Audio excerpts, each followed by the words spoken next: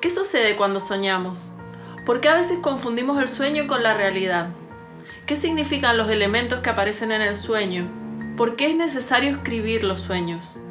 Todas estas son preguntas que nos hemos hecho alguna vez y que tienen un origen de común denominador, lo inconsciente, un organismo vasto y complejo necesario para la comprensión de nuestra psique y de nuestra personalidad.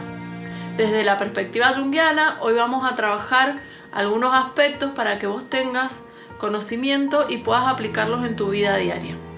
Hola, soy Juliana y esto es algunas cosas que decir sobre los sueños. Los sueños son una realidad psíquica.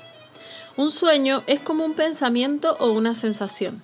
Nadie duda de que le duele la cabeza o de que ha tenido una idea. Como tampoco nadie duda de que anoche soñó. Sin embargo, no le damos la misma importancia a un sueño que a una idea, siendo que ambos surgen de una misma fuente. Por ejemplo, de un sueño se originó la fórmula del benceno o surgió una canción como Yesterday de The Beatles. Todo lo que soñás tiene que ver con tu personalidad. Por esa razón, googlear el significado de tu sueño no tiene sentido. Si dos personas sueñan con una mariposa, el significado de esa mariposa va a depender por un lado del sentido arquetípico o colectivo y por otro lado de las asociaciones personales del soñante. El escenario de los personajes sos vos. Todo lo que aparece en el sueño son aspectos de tu personalidad que no conoces. Si soñás con tu mamá, puede que se trate objetivamente de tu relación personal con ella o subjetivamente de lo que ella representa para vos. Como también, a la hora de analizar el sueño, se tiene que tener en cuenta todo lo que tenga que ver con los aspectos maternos de quien sueña. La sombra. Según Carl Gustav Jung, es la parte de la personalidad que permanece en lo inconsciente y que el yo no reconoce como propia.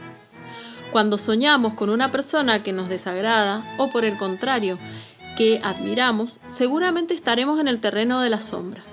Si tenemos la humildad suficiente para aceptar que esa imagen que aparece en nuestro sueño es parte de lo que somos, podremos ampliar nuestra personalidad y convertirnos en seres más completos. Escribir un sueño funciona. Una forma de traer los sueños a nuestra realidad concreta es expresando y registrándolos con lo que tengamos a nuestro alcance. Ya sea escribiéndolos o dibujando, encontraremos en esta tarea una forma beneficiosa para que la conciencia asimile el planteo del sueño. Llevar un diario de sueños ayuda a que los contenidos que se encuentran en lo inconsciente, es decir, que no conocemos y sin embargo nos afectan a diario, sean reconocidos por el yo y así pierdan autonomía y no nos dominen. La imagen es simbólica. La imagen onírica expresa algo más de lo que podemos ver, pero no es un mensaje encriptado, solo hay que conocer su lenguaje. Pertenecen estas imágenes a un universo personal y en algunos casos también al universo colectivo.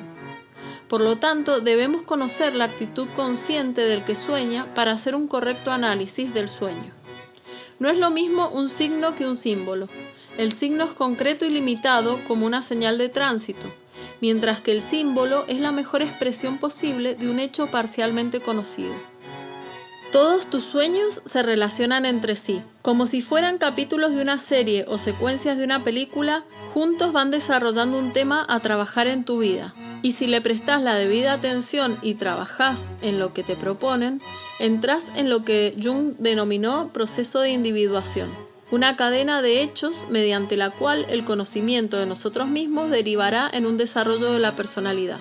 Todos los sueños son importantes, hasta la imagen más simple está cargada de información para vos. Todos estos elementos que hoy hemos visto nos darán una visión parcial y a la vez contundente para poder aplicar en nuestro cotidiano sin morir en el intento.